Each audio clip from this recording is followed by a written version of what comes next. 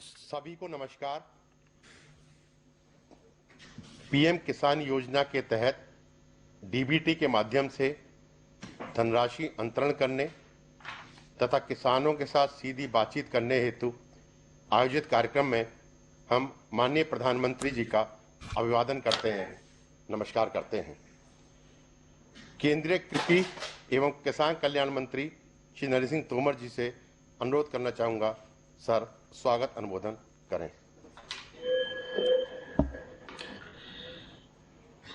आज के ये शुभ दिन के अवसर पर हम सबके मध्य विराजमान हम सबके प्रिय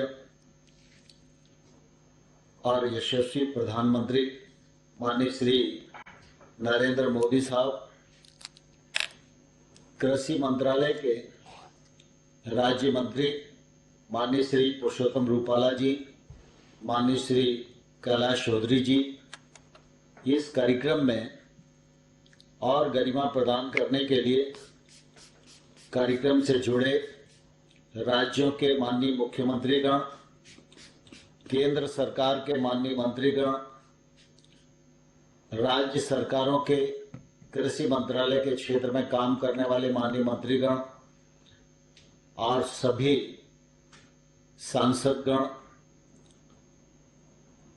कृषि सचिव और राज्य और केंद्र सरकार के कृषि मंत्रालय के सभी अधिकारीगण और 7 करोड़ से अधिक संख्या में अपने आप को इस कार्यक्रम से जुड़ने के लिए पंजीकरण कराए हमारे किसान भाइयों और बहनों,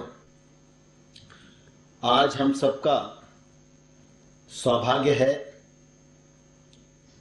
कि पीएम किसान सम्मान निधि के इस कार्यक्रम में सारे देश भर के किसानों को माननीय प्रधानमंत्री जी का सानिध्य प्राप्त हो पा रहा है और उनके संबोधन से हम सबको मार्गदर्शन भी मिलने वाला है। आज का दिन बहुत ही शुभ दिन है। आज किसानों का अक्षय तृतीया का त्योहार है। आज भगवान परशुराम जी की भी जयंती है। आज ईद का त्योहार भी है। अगर हम देखें तो सभी तरफ से आज का दिन देश के लिए बहुत ही शुभ और पावन दिन है। इस पवित्र दिवस के अवसर पर मैं आप सब करोड़ों करोड़ लोगों की ओर से माननीय प्रधानमंत्री जी का हृदय से बहुत बहुत स्वागत करता हूं, बहुत बहुत अभिनंदन करना चाहता हूं। किसान भाइयों और बहनों, हम सबके लिए बहुत प्रसन्नता की बात है कि माननीय प्रधानमंत्री जी का प्रधानमंत्री रहते हुए गांव गरीब किसान पर जो फोकस है उसकी जितनी प्रशंसा की जाए उतना कम ही है। प्रधानमंत्री जी की लगातार इस बात की कोशिश रही है कि गांव में अधोसंरचना विकसित हो, गांव में सुशासन स्थापित हो, गरीब के जीवन स्तर में बदलाव आए और किसान की आमदनी बढ़े। हम सब जानते हैं पूर्ववर्ती सरकारों में हमारी कृषि क्षेत्र की जो नीतियां थी वह उत्पादन केंद्रित थी। प्रधानमंत्री जी ने कहा कि अब समय आ गया है, सरकारों को किसान के बारे में जब विचार करना है तो आय केंद्रित विचार करना चाहिए और इस दृष्टिकोण के आधार पर अनेक केंद्र सरकार की योजनाओं का सृजन किया गया, राज्यों के साथ मिलकर उनका क्रियान्वयन किया जा रहा है। और जब प्रधानमंत्री जी ने सालाना 6,000 रुपया की एक मुश्त सहायता देने का पीएम किसान सम्मान निधि का कार्यक्रम प्रारंभ किया तो निश्चित रूप से ये उनकी आय में बढ़ोतरी का एक बड़ा साधन था। मैं समझता हूं देश भर में बहुत सारी योजनाएं चलती हैं, लेकिन पीएम किसान का जितना दायरा विस्तृत है शायद इसकी तुलना में कोई भी योजना ठहरती नहीं है। अभी तक इस योजना के अंतर्गत 10,11,80,00,000 किसानों ने अपने को पंजीकृत कराया है।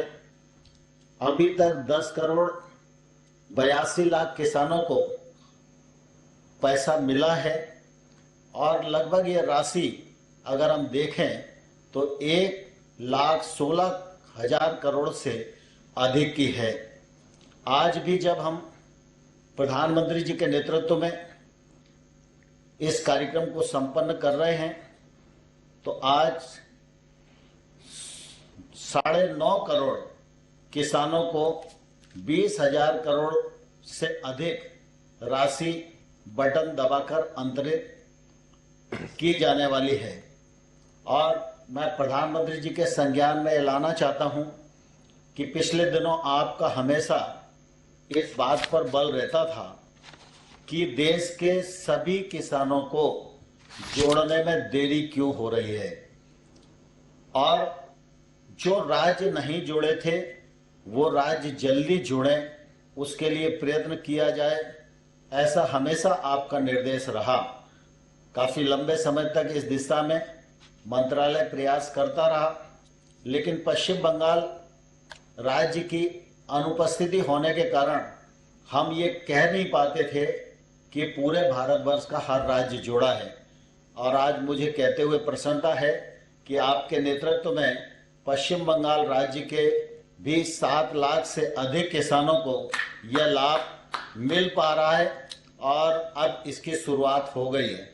मैं यह भी जानता हूं कि आप हमेशा से इस बात के हामी रहे कि जो भी योजना हो उसको आखिरी बिंदु तक पहुंचाना चाहिए।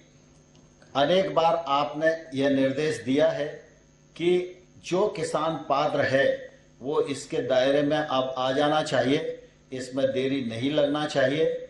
मैं आपको विश्वास दिलाना चाहता हूं, विभाग इस दिशा में पूरे मनोयोग के साथ काम कर रहा है।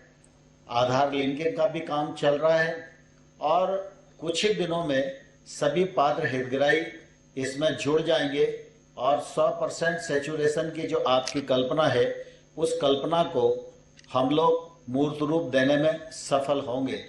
कृषि क्षेत्र में अनेक योजनाओं का संचालन हो रहा है, उसका परिणाम भी परिलक्षित आज देश के सामने हो रहा है। लेकिन पीएम किसान सम्मान निधि की जो यह योजना है यह किसान के जीवन में निश्चित रूप से मील का पत्थर साबित हो रही है। मैं आज इस अवसर पर सभी किसान भाइयों और बहनों की ओर से माननीय प्रधानमंत्री जी का हृदय से बहुत बहुत स्वागत करता हूं और सभी मुख्यमंत्रीगण, मंत्रीगण, उनके प्रति भी कृतज्ञता ज्ञापित करता हूं कि उन्होंने सबने इस कार्यक्रम में सम्मिलित होकर इस कार्यक्रम की गरिमा को बढ़ाया। आप सबका पुनः एक बार बहुत बहुत स्वागत, बहुत बहुत अभिनंदन, धन्यवाद। जय भारत। माननीय कृषि एवं किसान कल्याण मंत्री जी का धन्यवाद। अब हम माननीय प्रधानमंत्री जी के समक्ष पीएम किसान योजना पर बनी एक लघु फिल्म का प्रस्तुतिकरण कर रहे हैं।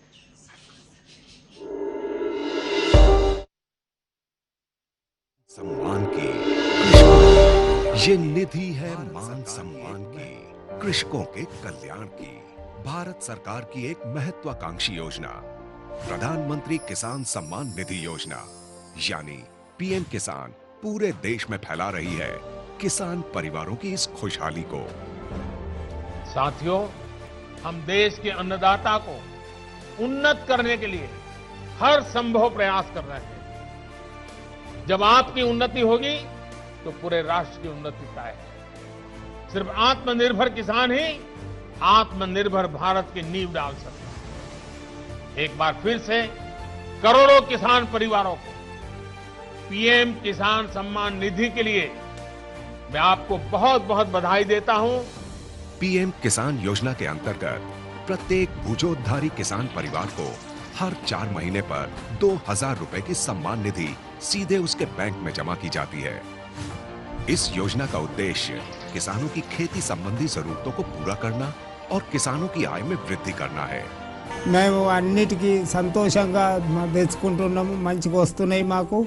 पीएम किसान ये खूप फायद्याची योजना आहे। इस योजना के बाद साहूकार से कोई कर्ज नहीं लेना पड़ रहा। प्रधानमंत्री किसान निधि योजना से जो मेरे को 6,000 रुपये सालाना के मिलते हैं, उससे मैं बहुत खुश हूँ। మాకు ఇప్పుడు కూడా పీఎం కిసాన్ వల్ల మా కష్టాలకు అప్పులు లేవు।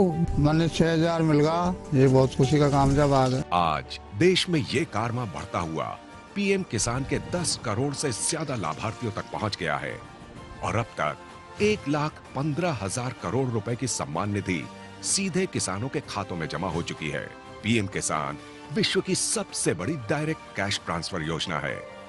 योजना में 100% खर्च का वहन भारत सरकार द्वारा किया जाता है। लाभार्थी किसानों की पहचान की जिम्मेदारी राज्य सरकारों की है। इस काम को तेज, आसान और पारदर्शी बनाने के लिए भारत सरकार द्वारा एक पोर्टल www.pmkisan.gov.in का संचालन किया जा रहा है। इस सुविधा के कारण लाखों किसानों के बैंक खाते में सम्मान निधि पहुंच जाती है। किसानों की शंकाओं और शिकायतों के तुरंत और प्रभावी समाधान के लिए भारत सरकार ने एक हेल्पलाइन सेवा शुरू की है। हेल्पलाइन नंबर है 155-261। ये सेवा 24 घंटे और 365 दिन उपलब्ध रहती है। भारत सरकार ने पीएम किसान के नाम से एक मोबाइल ऐप भी लॉन्च किया है, जिससे किसानों को अनेक सुविधाएं भी मिल रही हैं। पीएम किसान सम्मान निधि की 8वीं किश्त के रूप में आज माननीय प्रधानमंत्री श्री नरेंद्र मोदी जी द्वारा 9.5 करोड़ से ज्यादा अन्नदाताओं के खातों में 19,000 करोड़ रुपए से अधिक की राशि का हस्तांतरण किया जा रहा है।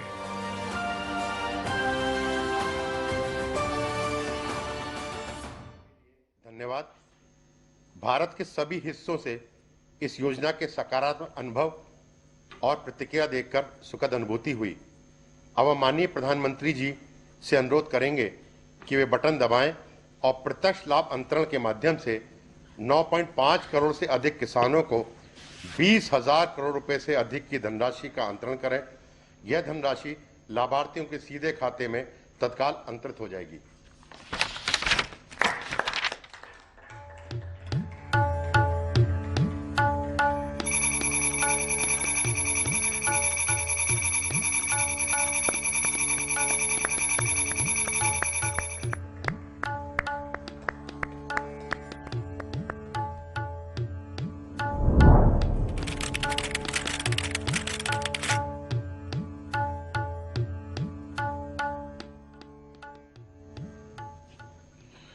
माननीय प्रधानमंत्री जी का 9,50,67,601 किसानों को 20,667 करोड़ 75,66,000 धनराशि अंतरण के लिए बहुत बहुत धन्यवाद।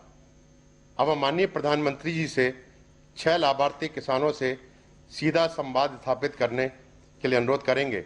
सबसे पहले मैं उत्तर प्रदेश के उन्नाव जिले के श्री अरविंद निषाद को आमंत्रित करूंगा, जो नमामि गंगे कार्यक्रम के अंतर्गत गंगा जी के 5 किलोमीटर दूरी तक की खेती को रसायन मुक्त कर जैविक बदला जा रहा है के लाभार्थी हैं।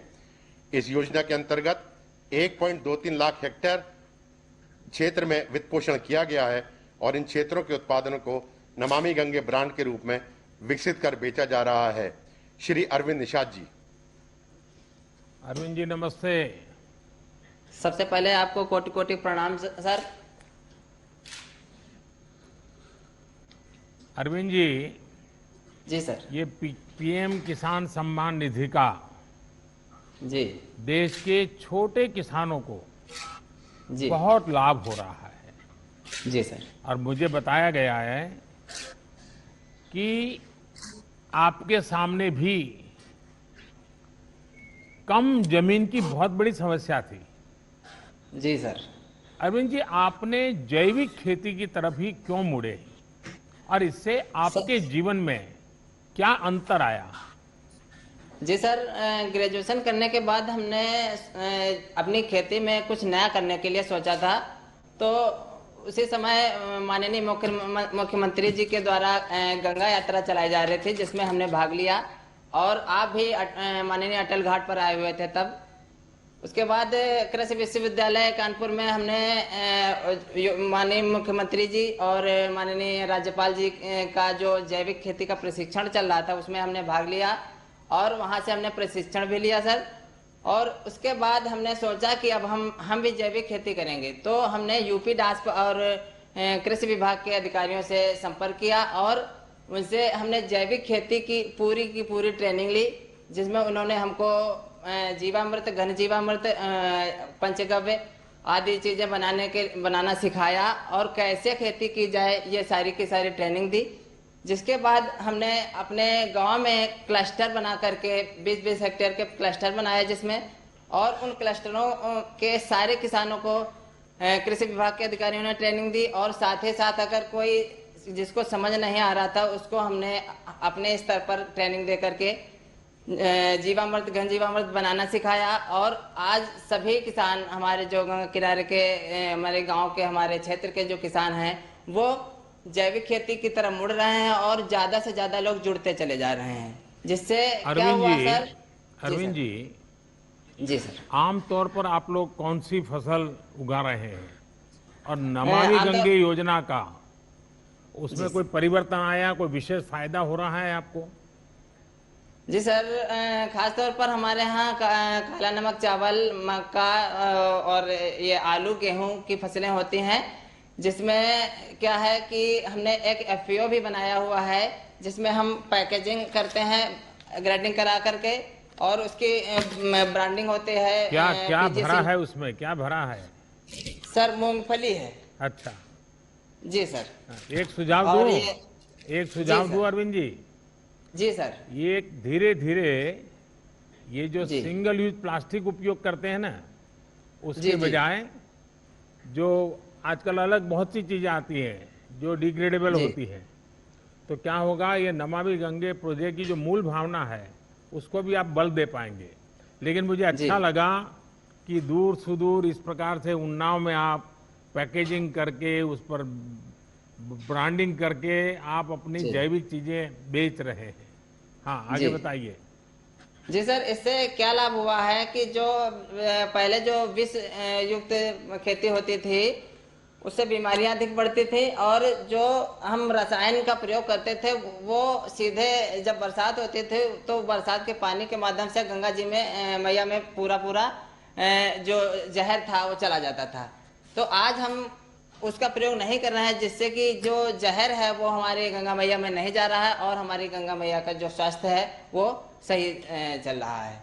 सर अरविंद जी, जी सर, मुझे खुशी हुई कि आप पढ़ाई करने के बाद जी नौकरी की तलाश करने के बजाय सीमित जमीन होने के बावजूद भी ये नए तौर तरीकों से आपने इतनी बड़ा हौसला बुलंद किया, इतनी व्यवस्था खड़ी कर दी। और इतना ही नहीं, सबसे बड़ी बात यह है कि आप अकेले नहीं, आप सबको ये चीज में जोड़ रहे हैं, जी सबको सिखा रहे हैं। ये मैं सचमुच में आपकी बातें, आपका अनुभव सभी किसानों को प्रेरित करे ऐसी ताकत रखता है। अपनी आजीविका के साथ ही आप माँ गंगा के प्रति भी दायित्व को समझ रहे हैं और कोई भी केमिकल का बहाव गंगा की तरफ न हो जाए, ये भी ये जैविक खेती के कारण संभव हुआ है। तो मैं आपको बहुत साधुवाद देता हूं। और कोरोना का कालखंड है, मैं यही कहूंगा कि कोरोना संक्रमण से बचाव के साथ साथ ये काम जारी रखिए और अपने परिवार का, बाकी गांव वालों को भी ध्यान रखने के लिए जरूर कहिएगा। धन्यवाद अरविंद जी, नमस्कार। नमस्कार। अब मैं आंध्र प्रदेश के अनंतपुरम जिले की श्रीमती एम वेणुअप्पा को आमंत्रित करूंगा, जो प्राकृतिक खेती के प्रसार की योजना की लाभार्थी हैं। इस योजना के अंतर्गत 4 लाख हेक्टेयर क्षेत्र प्राकृतिक जैविक रूप में विकसित किया जा चुका है। श्रीमती एन वेणुरमा जी। वेणुरमा जी नमस्ते। मुझे बताया गया है कि आपने अपने हौसले और मेहनत से बंजर जमीन को ही और उसमें ही आपने फसल उगा दी। ये आपने कैसे किया? मैं समझता हूं कि देश भर के किसानों को ये आपका अनुभव बहुत काम आएगा और वे भी जरूर आपकी बातें सुनना चाहेंगे। तो बताइए वेणुरमा जी। నమస్తే సార్, నా పేరు అన్నరమ్మ. మీతో మాట్లాడేకి నాకు చాలా సంతోషంగా ఉంది సార్. నాకు గవర్నమెంట్ 4 ఎకరాలు ఇచ్చింది సార్. గవర్నమెంట్ అసైన్ ల్యాండ్ భూమి 4 ఎకరాలు ఇచ్చింది. అది 10 ఏళ్ళ నుంచి బంజరు భూమి సార్. ఆ భూమిని ప్రకృతి వ్యవసాయం లాగా మార్చుకున్నారు సార్. नमस्कार सर, मेरा नाम मनोरमा है। मेरे को राष्ट्र सरकार वालों ने एससी असाइन लैंड 4 एकड़ जमीन दी है सर। वो तो पिछले 10 वर्ष से वो बंजर जमीन है, सूखा खेत है सर। దాంట్లో 2 ఎకరాలు ప్రకృతి వ్యవసాయం చేశాను సార్. ప్రకృతి వ్యవసాయం చేసి నేను 1 ఎకరాకి 3 పంటలు పండించాను సార్. నవధాన్యాలు, వేరుశెనగ, కూరగాయలు 3 పంటలకే కలిసి నాకు పెట్టుబడి వచ్చేసి 27,000 అయింది. 1 ఎకరాకు వచ్చి 1,07,000 లాభం వచ్చింది సార్. ఎందుకంటే మాకు ఇది ప్రకృతి వ్యవసాయం ఎందుకు చేసామంటే మాకు వర్షపాతం తక్కువ ఉంది కాబట్టి ప్రకృతి వ్యవసాయంలో మార్చుకుంటూ మేము ఈ భూమి డెవలప్మెంట్ చేసుకున్నాం సార్. सर मेरे को 4 एकड़ ज़मीन है, सूखा ज़मीन है सर, पानी बहुत कम गिरता है। उसमें मैं वो बंजर ज़मीन को मैं ठीक करके पिछले 2-3 वर्ष से मैं 2 एकड़ ज़मीन में मैं प्राकृतिक व्यवसाय करती हूँ। तो प्राकृतिक व्यवसाय में मैं 3 फसल निकाल लेती हूँ सर। उसी प्रकार से मैं प्रकृति व्यवसाय को मैं आगे बढ़ाती जाती हूँ सर। आपके वाणी में अनुभव दिखता है, क्योंकि आप बिल्कुल रुके बिना सुपर फास्ट की तरह अपना रूह बराबर बता रही हो। उसका कारण है कि आपका खुद का अनुभव ये बोल रहा है और इसलिए आपको सोचना नहीं पड़ रहा है और बड़े आत्मविश्वास से आप बोल रही हैं। मुझे लगता है यही आत्मविश्वास के कारण आपने ये बंजर भूमि को उपजाऊ भूमि में बदल दिया है। और मुझे बताया गया कि अब आप अकेली नहीं, कई हमारी आदिवासी बहनों को भी, आदिवासी किसान बहनों को भी आप इसमें जुड़ चुकी हैं। अब आप लोग मिलकर के काम कर रहे हैं, कैसे कर रहे हैं, क्या क्या काम करते हैं?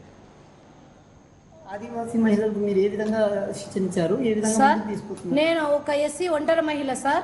నాకు పక్కన తాండాని ఉంది సార్. ఆ దాంట్లో 170 మంది గిరిజన మహిళలు ఉన్నారు సార్ మా వాళ్ళకి.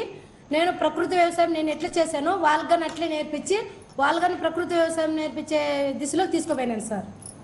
सर मैं तो एक आदिवासी महिला हूँ सर, मैं अकेली महिला हूँ। तो मेरे बगल वाले गांव में 170 लोग आदिवासी महिलाएं हैं।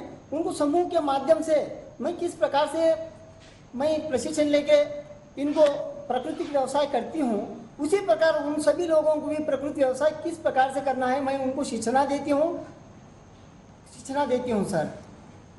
वेणुरम्मा जी, मुझे बहुत ही इंस्पायरिंग लगा आपका ये सारा काम और मुझे विश्वास है कि देश के किसानों के लिए भी इस प्रकार से आत्मविश्वास पैदा करने वाले आपका अनुभव है।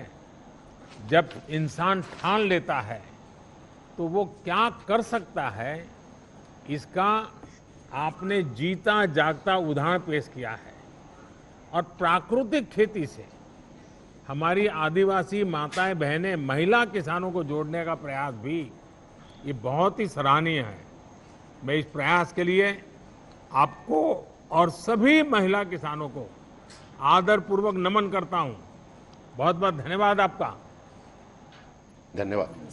अब मैं मेघालय के रिबोहाई जिले के श्री रविस्टर खरमुनपुर को आमंत्रित करूंगा, जो कि उत्तर पूर्व क्षेत्र के जैविक उत्पादन हब के रूप में विकसित करने की योजना के लाभार्थी हैं। इस योजना के अंतर्गत अब तक लगभग 80,000 हेक्टेयर क्षेत्र उत्पादन से लेकर विपणन तक की संपूर्ण मूल श्रृंखला के रूप में विकसित किया गया है। श्री रविस्टर जी।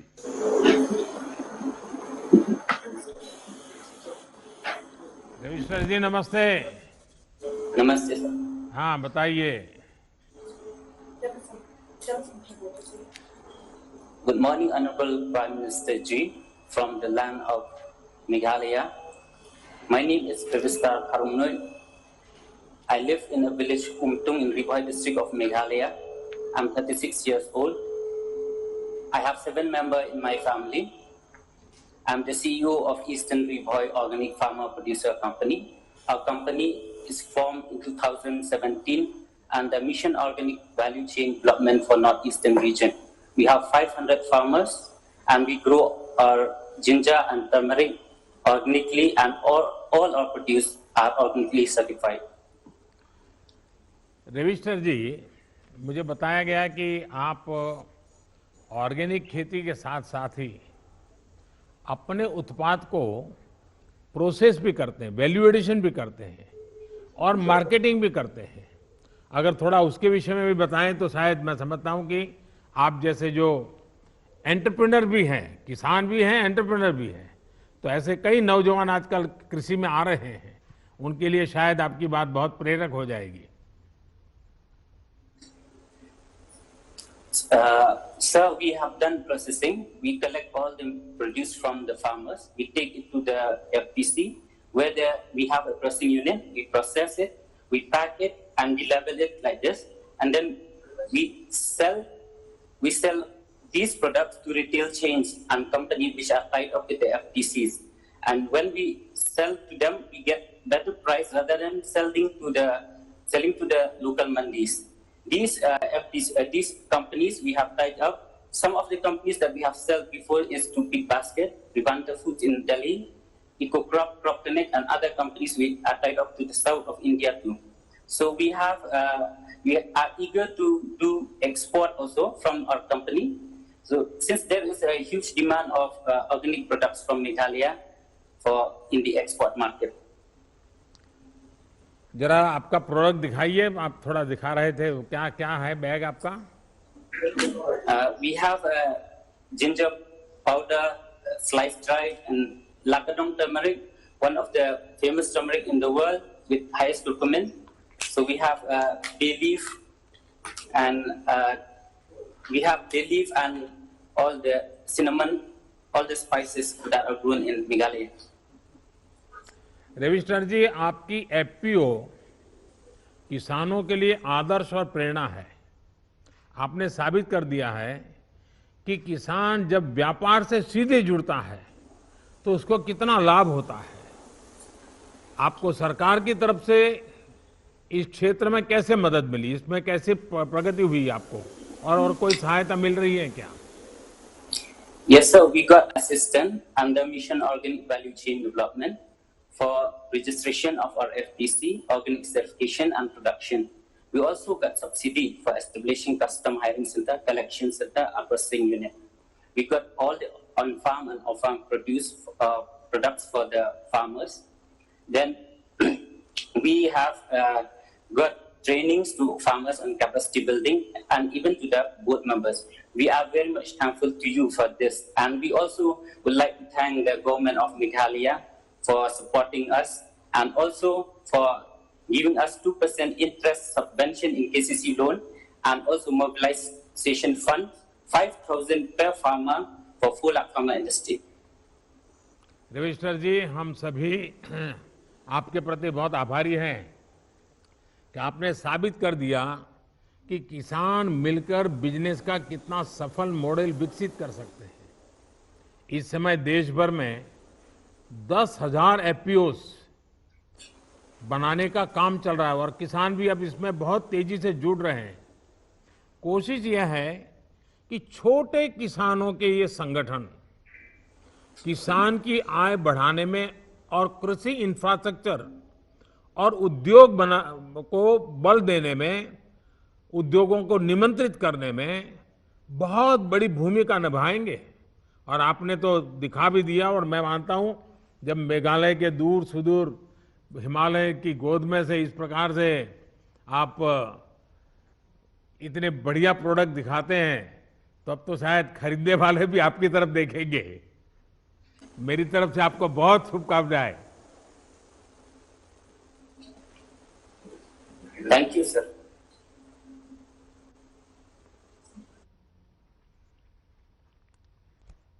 श्री पैट्रिक को आमंत्रित करूंगा।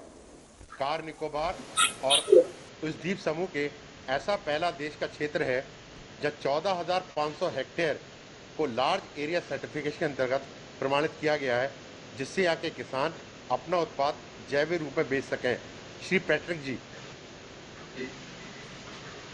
पैट्रिक जी जी नमस्ते। नमस्कार प्रधानमंत्री, नमस्ते। दूर दूर एकदम समुद्र के बीच में आपसे आज संवाद करने का मौका मिला है। कार निकोबार से आप बोल रहे हैं। पैट्रिक जी, मुझे बताया गया है कि आपका द्वीप समूह, जैसे अभी हमारे सचिव बता रहे थे, सर्वप्रथम पूर्ण प्राकृतिक जैविक के रूप में प्रमाणित हुआ है। इससे आप जैसे किसानों को एक नई प्रेरणा, उत्साह तो मिलेगा होगा, लेकिन किसानों को क्या फायदा हो रहा है? नमस्ते प्रधानमंत्री जी। नमस्ते। मतलब गुड मॉर्निंग। मेरा नाम पैट्रिक है, कार निकोबार से।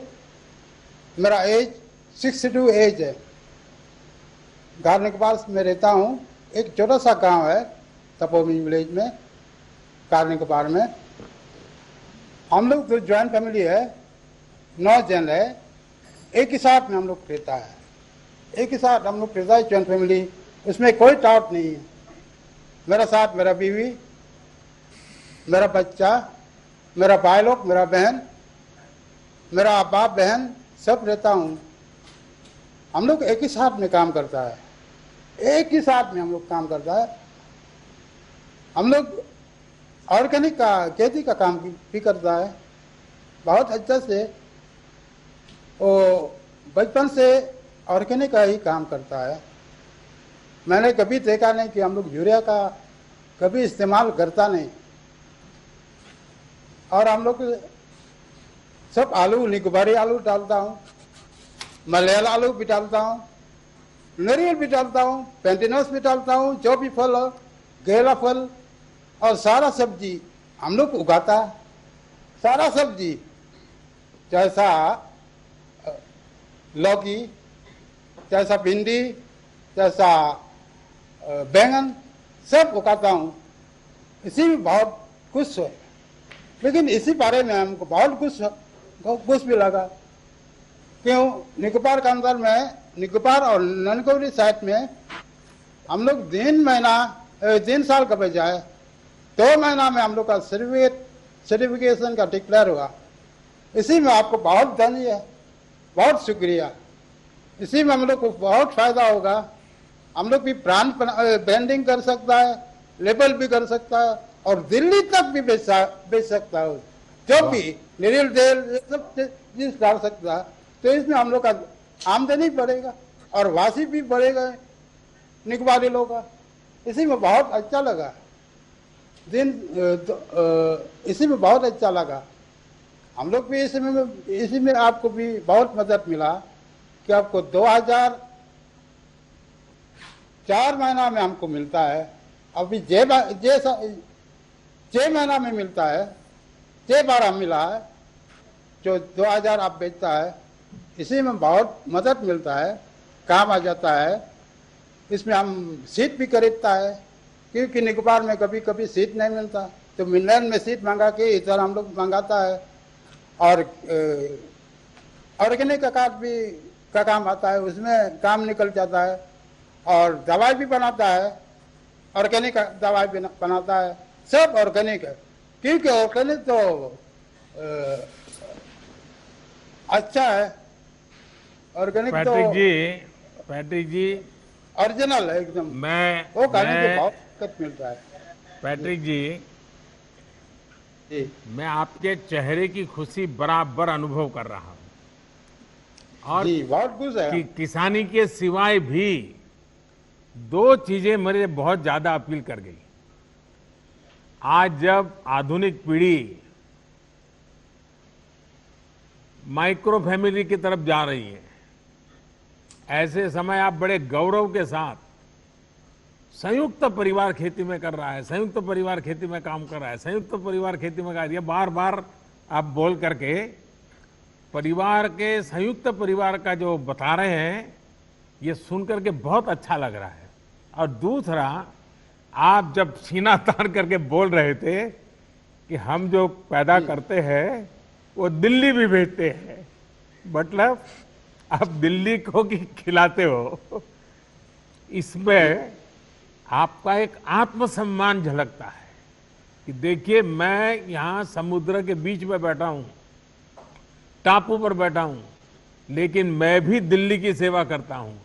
ये जो आत्मसम्मान और गौरव है ना, यही सबसे बड़ी पूंजी है। और मुझे खुशी है कि आपने जैविक खेती की तरफ बढ़ गए और आपने दुनिया को आकर्षित किया है। मैं आपको बहुत बहुत बधाई देता हूं। और हमारे देश में आज भी अनेक ऐसे क्षेत्र हैं जहां प्राकृतिक कृषि होती है।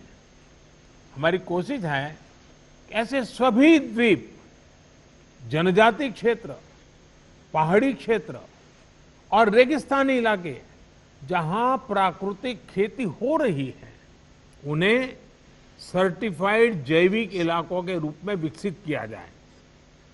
पैट्रिक जी, आप मेरे कहने पे एक काम जरूर कीजिए। आप अपने अनुभवों का लाभ अपने साथी किसानों को भी दीजिए, जिससे उनका भी फायदा हो। और मुझे विश्वास है कि आपके नेतृत्व में ये जैविक खेती का अभियान बहुत नई ऊंचाई पर पहुंचेगा। और अब तो दिल्ली के लोग जब भी अंडमान निकोबार आएंगे तो पैट्रिक जी को ढूंढेंगे और आपकी कोई न कोई चीज खरीद के जाएंगे। जी सर, बहुत बहुत धन्यवाद। अनुरोध कर रहा हूँ कि आप निकोबार आ जाइए। आऊंगा, जरूर आऊंगा। नरेश वाली बीजिए, जरूर आऊंगा। गुजी गुजी इतिहास है निकोबार में, जरूर और आऊंगा। एकदम ऐसी हवा, गुला हवा में रहेगा तो बहुत अच्छा लगेगा। जरूर और आऊंगा। जितना हम लोग जो ऑर्गेनिक जो चीज खाता ना, बहुत ताकत मिलेगा और बीमार भी कमती रहेगा और उम्र भी बढ़ेगा। जरूर कभी मैं आऊंगा। इसी में बहुत आपका भला है। बहुत बहुत धन्यवाद। बहुत बहुत शुक्रिया। धन्यवाद। जय हिंद। जय हिंद। धन्यवाद जी। अब मैं जम्मू कश्मीर के श्रीनगर जिले के श्री खुर्शीद अहमद रेशी को आमंत्रित करूंगा, जो कि प्रधानमंत्री किसान सम्मान निधि के लाभार्थी हैं। श्री खुर्शीद अहमद जी। खुर्शीद जी नमस्ते। तमाम जम्मू कश्मीर के किसानों की तरफ से प्यार भरा नमस्कार सर। खुर्शीद जी, सबसे पहले तो आपको ईद मुबारक। ईद का त्योहार आपके जीवन में खुशियां बढ़ाए, मेरी यही कामना है। और मुझे बताया गया है कि आप पोस्ट ग्रेजुएट हैं, आपने फिर ये काम चुना। कई नौजवान आज आपकी बातें सुन करके उनका भी खेती की तरफ रुझान बढ़ेगा। तो आपकी पढ़ाई और खेती कैसे आपने मेलजोल किया है, जरा बताइए। सर, मैं डिस्ट्रिक्ट श्रीनगर में टैंगपुरा के गांव से ताल्लुक रखता हूं सर। सर, मैंने पोस्ट ग्रेजुएशन की है इंग्लिश में सर। मेरे वालिद है, मेरी वालिदा है, मेरी बीवी है, मेरे 3 बच्चे हैं और छोटा भाई है, वो बीएससी नर्सिंग कर रहा है अभी सिक्किम में सर। मेरे पास 26 कनाल की ज़मीन है सर। 14 कनाल की जो ज़मीन है उनमें ऑर्गेनिक सब्जी बनाता हूं सर। और जो 12 कनाल जो ज़मीन है वो मैं धान की फसल बनाता हूं सर। मैं ऑर्गेनिक सब्जी इसलिए बना रहा हूं सर क्योंकि पहले हम ट्रेडिशनल सब्जियां बनाते थे, उसमें कुछ आता नहीं था सर। जब हमने नौकरी की तलाश की तो नौकरी हासिल नहीं हुई, तो मैंने डिपार्टमेंट ऑफ एग्रीकल्चर से, जो concern department of agriculture Jammu Kashmir का है सर, वहाँ से मैंने ट्रेनिंग ली है, वहाँ से मैंने एजुकेट किया है। फिर मैंने सोचा कि मैं क्यों न अपनी ज़मीन की तरफ जाऊं, तो मैं अपनी तरफ ज़मीन की तरफ गया, तो मैंने ऑर्गेनिक सब्जी बनाई सर। मैं एक्सोटिक सब्जी ज़्यादातर बनाता हूं सर। उसमें है कैप्सिकम, ब्रिंजल है, कुकुम्बर है सर, ग्रीन चिलीज है सर। उसमें मैं ये सब्जियां उगाता हूं सर। अच्छा खुर्शीद जी, ये बताइए कि आपको मार्केटिंग और दूसरी चीजों में सरकार की कुछ मदद मिल रही है क्या? डिपार्टमेंट ऑफ एग्रीकल्चर से मैंने गांव में एक एफपीओ बनाया है 30 फार्मरों की सर। हम ये ऑर्गेनिक सब्जियां एक जमा इकट्ठे करके डिपार्टमेंट ऑफ एग्रीकल्चर ने एक रेफ्रिजरेटर वैन मुहैया किया है, फैसिलिटेट किया है मुझे। वो सब्जियां लाल मंडी में लाते हैं, वहाँ डिपार्टमेंट ऑफ एग्रीकल्चर ने एक ऑर्गेनिक मंडी बनाई है, तो ये सब्जी जो है ऑर्गेनिक वो वहाँ बेचते हैं सर। खुर्शीद जी, आपका साहस और समर्पण ये अपने आप में एक मिसाल है, क्योंकि इतनी पढ़ाई करने के बाद फिर इस तरफ लौटना ये एक जज्बा रखता है जो आपने दिखाया है।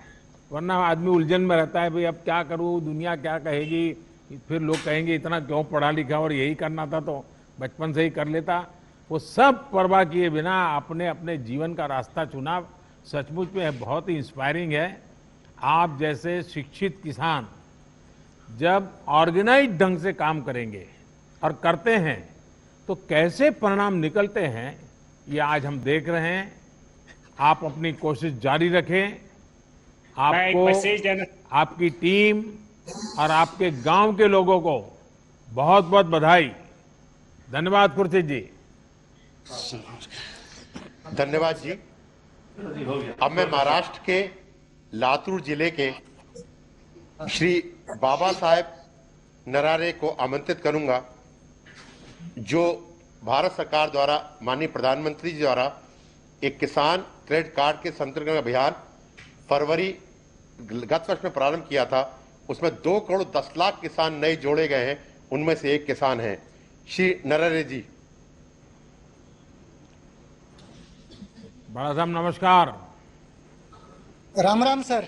नमस्कार। राम राम। बाला साहब बोलिए सर। आप तो अनुभवी किसान हैं। जी सर। लंबा तजुर्बा है। इन दिनों आप कौन सी फसलें उगाते हैं और खेती के अलावा आप और भी कुछ काम करते होंगे? जी सर, मेरे पास 5 एकड़ खेती है अभी, और उसमें सोयाबीन, ज्वार और चना ये उगाता हूँ। इस साल तो उत्पन्न बहुत बड़ा निकला है।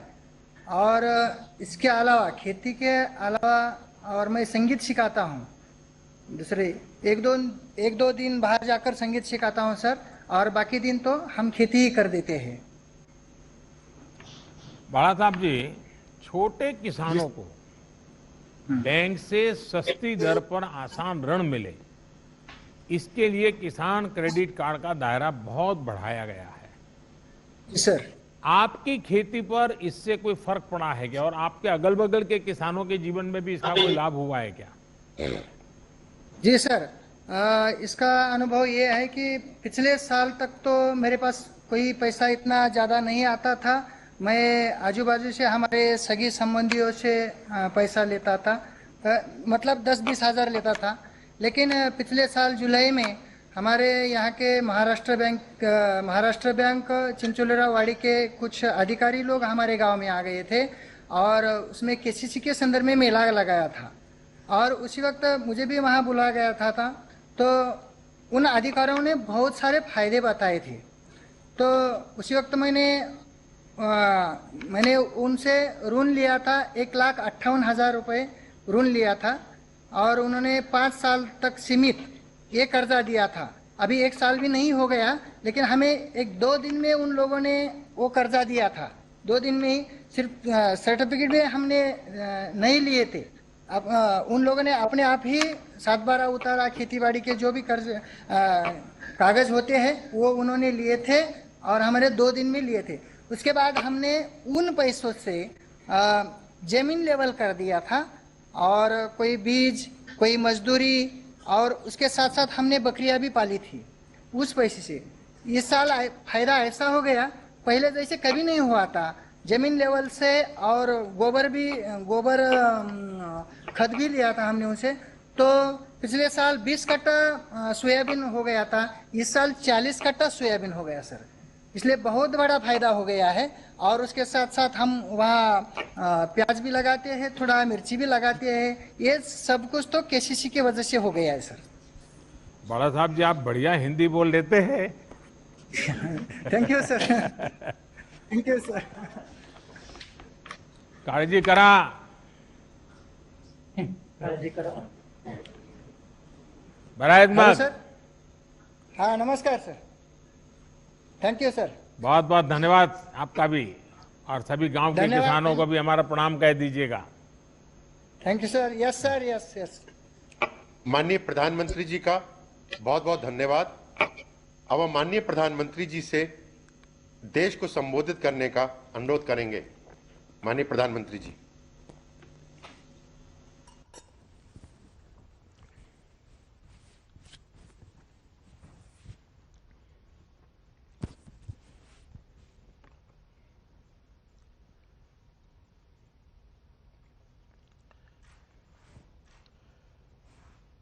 आप सभी किसान साथियों से ये चर्चा अपने आप में एक नई उम्मीद जगाती है, नया विश्वास पैदा करती है। आज जैसा अभी हमारे मंत्री श्रीमान नरेंद्र सिंह जी तोमर बता रहे थे, आज भगवान बसवेश्वर जयंती है, परशुराम जयंती भी है, आज अक्षय तृतीया का भी पावन पर्व है, और मेरी तरफ से देशवासियों को ईद की भी मुबारक। कोरोना के इस समय में समस्त देशवासियों का हौसला बढ़े, इस महामारी को परास्त करने का संकल्प और दृढ़ हो, इस कामना के साथ आप सब किसान भाइयों से जो मेरी बातचीत हुई है, अब मैं इसको आगे बढ़ाऊंगा। इस कार्यक्रम में उपस्थित कृषि और किसान कल्याण मंत्री श्रीमान नरेंद्र सिंह तोमर जी, केंद्रीय मंत्रिमंडल के मेरे अन्य सहयोगीगण, सभी मुख्यमंत्री, राज्य सरकारों के आदरणीय मंत्रीगण, सांसदगण, विधायकगण और देश भर के मेरे किसान भाई और बहनों, आज बहुत ही चुनौतीपूर्ण समय में हम ये संवाद कर रहे हैं। इस कोरोना काल में भी देश के किसानों हमारे कृषि क्षेत्र में अपने दायित्व को निभाते हुए अन्न की रिकॉर्ड पैदावार की है। आप कृषि में नए नए तरीके आजमा रहे हैं। आपके प्रयासों को पीएम किसान सम्मान निधि की एक और किस्त और मदद करने वाली है। आज अक्षय तृतीया का पावन पर्व है। कृषि के नए चक्र की शुरुआत का समय है, और आज ही करीब 19,000 करोड़ रुपए किसानों के बैंक खातों में सीधे ट्रांसफर किए गए हैं। इसका लाभ करीब करीब 10 करोड़ किसानों को होगा। बंगाल के किसानों को पहली बार इस सुविधा का लाभ मिलना शुरू हुआ है। आज बंगाल के लाखों किसानों को पहली किस्त पहुंची है। जैसे जैसे राज्य से किसानों के नाम केंद्र सरकार को मिलेंगे, वैसे वैसे लाभार्थी किसानों की संख्या और बढ़ती जाएगी। साथियों, पीएम किसान सम्मान निधि से विशेष रूप से छोटे और मझोले किसानों को अधिक लाभ हो रहा है। आज के कठिन समय में ये राशि इन किसान परिवारों के बहुत काम आ रही है। अभी तक इस योजना के तहत देश के लगभग 11 करोड़ किसानों के पास लगभग 1,35,000 करोड़ रुपए पहुंच चुके हैं। मतलब कि 1.25 लाख करोड़ से भी ज्यादा सीधे किसानों के खाते में, कोई बिचौलिया नहीं। इनमें से सिर्फ कोरोना काल में ही 60,000 करोड़ रुपए से ज्यादा पहुंचे हैं। जरूरत के समय देशवासियों तक सीधी मदद पहुंचे, तेजी से पहुंचे, जिसको जरूरत है उस तक पूरी पारदर्शिता के साथ पहुंचे। यही सरकार का निरंतर प्रयास है। भाई और बहनों, तेजी से सीधे किसानों तक लाभ पहुंचाने का यह काम उपज की सरकारी खरीद में भी बहुत व्यापक स्केल पर किया जा रहा है।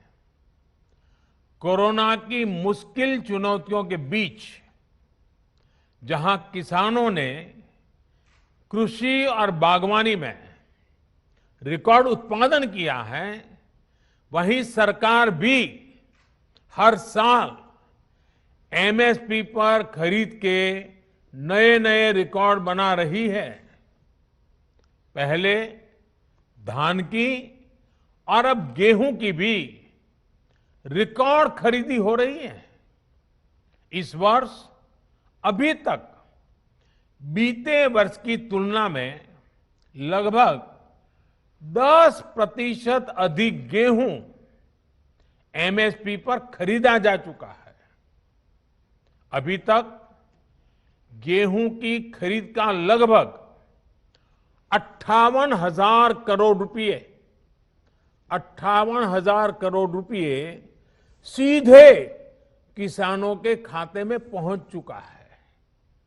सबसे बड़ी बात ये कि अब किसान जो उपज मंडी में बेच रहा है, उसको अब अपने पैसे के लिए लंबा इंतजार नहीं करना पड़ता, परेशान नहीं होना पड़ता। किसान के हक का पैसा सीधा उसके बैंक खाते में जमा हो रहा है। मुझे संतोष है कि पंजाब और हरियाणा के लाखों किसान पहली बार डायरेक्ट ट्रांसफर की इस सुविधा से जुड़े हैं। अभी तक पंजाब के किसानों के बैंक खाते में करीब 18,000 करोड़ रुपए और हरियाणा के किसानों के बैंक खाते में 9,000 करोड़ रुपए सीधे उनके बैंक अकाउंट में जमा हो चुके हैं। अपना पूरा पैसा अपने बैंक खाते में पाने का संतोष क्या होता है, ये पंजाब और हरियाणा के किसान भी अनुभव भी कर रहे हैं और मुखर होकर बोल भी रहे हैं। मैं सोशल मीडिया में इतने वीडियो देखे हैं किसानों के, खास करके पंजाब के किसानों के, कि इस प्रकार से उनको पैसा पहुंच जाना और वो भी पूरा पूरा पैसा पहुंच जाना, उसका संतोष इतने उमंग के साथ वो बता रहे हैं। साथियों, खेती में नए समाधान, नए विकल्प देने के लिए सरकार निरंतर प्रयास कर रही है। जैविक खेती को बढ़ावा देना ऐसा ही प्रयास है। इस प्रकार की फसलों में लागत भी कम है, ये मिट्टी और इंसान के स्वास्थ्य के लिए लाभदायक है और इनकी कीमत भी ज्यादा मिलती है। थोड़ी देर पहले इस प्रकार की खेती में जुड़े देश भर के कुछ किसानों से मेरी बातचीत भी हुई है। उनके हौसले, उनके अनुभवों को जानकर मैं बहुत उत्साहित हूं। आज गंगा जी के दोनों ओर करीब 5 किलोमीटर के दायरे में जैविक खेती को व्यापक स्तर पर प्रोत्साहित किया जा रहा है ताकि वो जो खेत में उपयोग किया गया केमिकल है, बारिश के समय जो पानी बह करके गंगा जी में न चला जाए और गंगा जी प्रदूषित न हो, इसलिए गंगा जी के दोनों तट के 5-5 किलोमीटर करीब करीब ये जैविक उत्पादक को विशेष बल दिया जा रहा है। ये जैविक उत्पाद नमामि गंगे के ब्रांड के साथ बाजार में उपलब्ध किए जा रहे हैं। इसी तरह भारतीय प्राकृतिक कृषि पद्धति को उसको भी व्यापक स्तर पर प्रोत्साहित किया जा रहा है। इसके साथ साथ सरकार की ये निरंतर कोशिश है कि छोटे और सीमांत किसानों को बैंकों से सस्ता और आसान ऋण मिले। इसके लिए बीते 1.5 साल से किसान क्रेडिट कार्ड उपलब्ध कराने का एक विशेष अभियान चलाया जा रहा है। इस दौरान 2 करोड़ से ज्यादा किसान क्रेडिट कार्ड जारी किए गए हैं। इन कार्ड्स पर किसानों ने 2 लाख करोड़ रुपए से ज्यादा का ऋण बैंकों से लिया है। 2 लाख करोड़ रुपए। इसका बहुत बड़ा लाभ पशुपालन, डेयरी और मछली पालन से जुड़े किसानों को भी मिलना शुरू हुआ है। अभी हाल ही में सरकार ने एक और अहम फैसला लिया है और मैं चाहूंगा कि मेरे किसान भाई बहनों को ये सरकार के निर्णय से खुशी होगी, उनके लिए ये बहुत लाभकर्ता होगा। सरकार ने निर्णय किया है कि कोरोना काल को देखते हुए केसीसी ऋण के भुगतान या फिर नवीनीकरण की समय सीमा को बढ़ा दिया गया है। ऐसे सभी किसान जिनका ऋण बकाया है वो अब 30 जून तक ऋण का नवीनीकरण कर सकते हैं। इस बढ़ी हुई अवधि में भी किसानों को 4% ब्याज पर जो ऋण मिलता है, जो लाभ मिलता है, वो लाभ भी चालू रहेगा, मिलता रहेगा।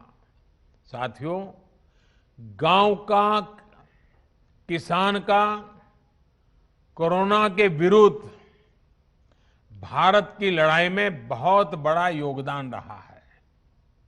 ये आपके ही श्रम का परिणाम है कि आज इस कोरोना काल में भारत दुनिया की सबसे बड़ी मुफ्त राशन की योजना चला रहा है। प्रधानमंत्री गरीब कल्याण योजना के माध्यम से पिछले वर्ष 8 महीने तक गरीबों को मुफ्त राशन दिया गया था। इस बार मई और जून महीने में देश के 80 करोड़ से ज्यादा साथियों को राशन मिले, इसका प्रबंध भी किया गया है। इस पर भी केंद्र सरकार 26,000 करोड़ रुपए हमारे गरीब के घर में चूल्हा जले इसलिए खर्च कर रही है। मैं राज्य सरकारों से आग्रह करूंगा कि गरीबों को इस राशन के वितरण में कोई परेशानी ना आए, ये सुनिश्चित करें। साथियों, 100 साल बाद आई इतनी भीषण महामारी कदम कदम पर दुनिया की परीक्षा ले रही है। हमारे सामने एक अदृश्य दुश्मन है और ये दुश्मन बहुरूपिया भी है। और इस दुश्मन के कारण, इस कोरोना वायरस के कारण हम अपने बहुत से करीबियों को खो चुके हैं।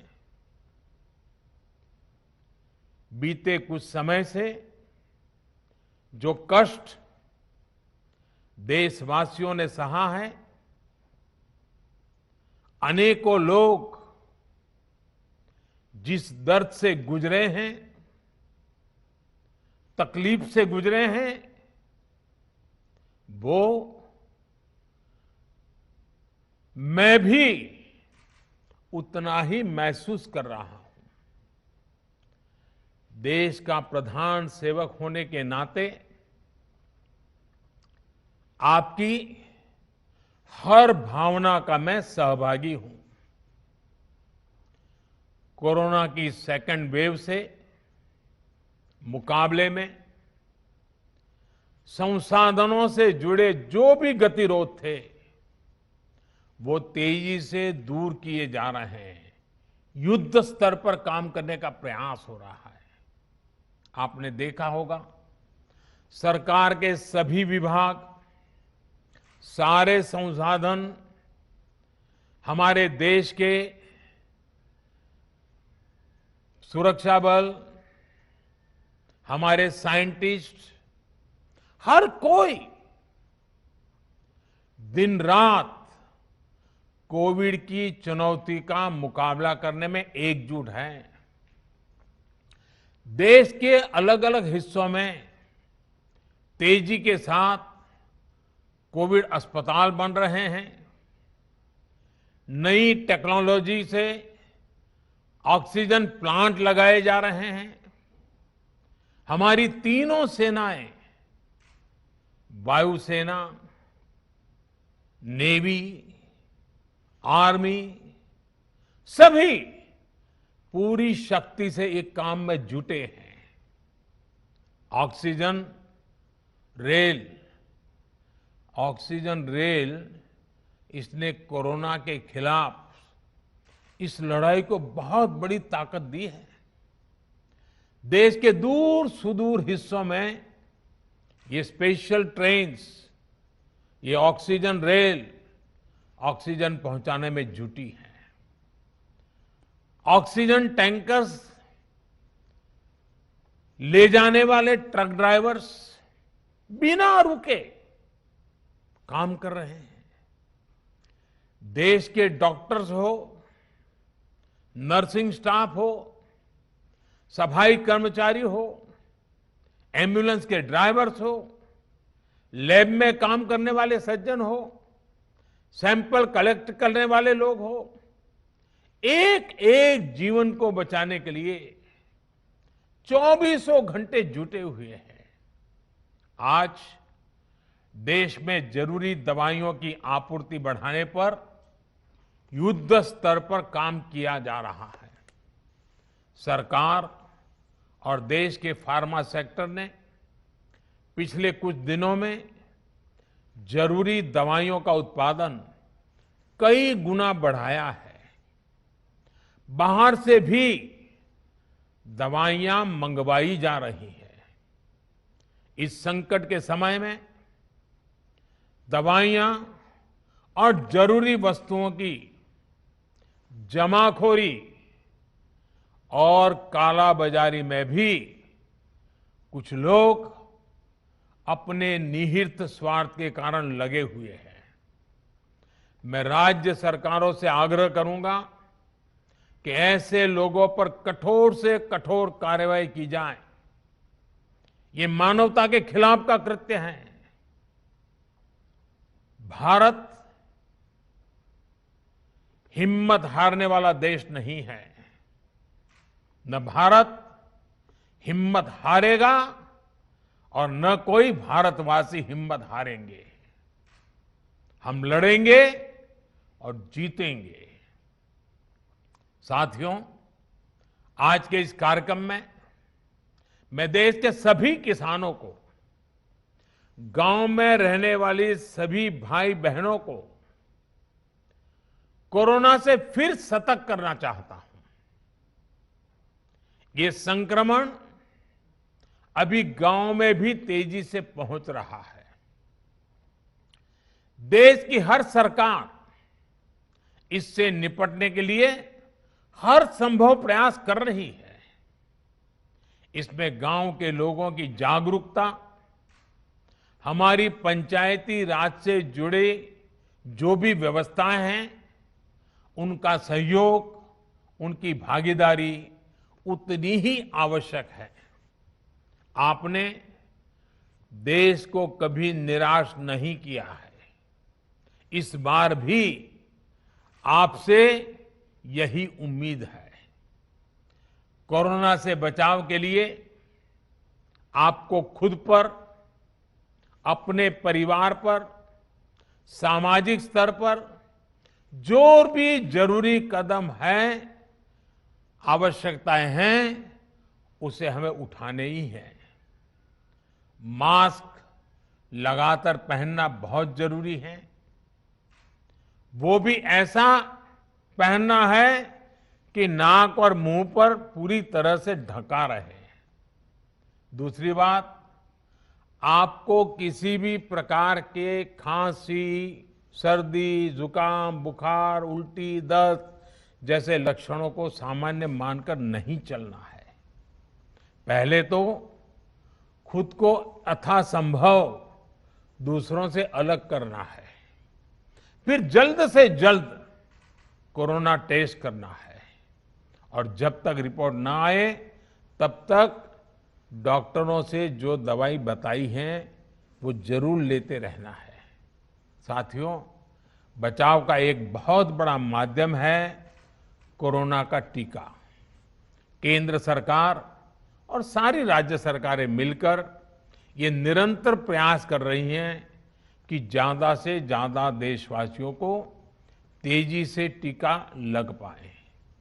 देश भर में अभी तक करीब 18 करोड़ वैक्सीन डोज दी जा चुकी है। देश भर के सरकारी अस्पतालों में मुफ्त टीकाकरण किया जा रहा है। इसलिए जब भी आपकी बारी आए तो टीका जरूर लगवाएगा। ये टीका हमें कोरोना के विरुद्ध सुरक्षा कवच देगा, गंभीर बीमारी की आशंका को कम करेगा। हाँ, टीका लगाने के बाद भी मास्क और 2 गज की दूरी के मंत्र को अभी हमें छोड़ना नहीं है। एक बार फिर सभी किसान साथियों को मैं बहुत बहुत शुभकामनाएं देता हूं। बहुत बहुत धन्यवाद।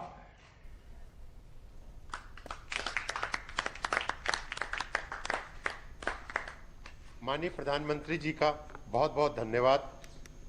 कार्यक्रम के अंत में हम माननीय प्रधानमंत्री जी, केंद्रीय किसान एवं कल्याण मंत्री जी, सभी केंद्रीय माननीय मंत्रीगण, माननीय मुख्यमंत्रीगण, माननीय सांसदगण, माननीय राज्य के कृषि मंत्रीगणों को अपना आभार व्यक्त करते हैं जिन्होंने इस कार्यक्रम की शोभा बढ़ाई।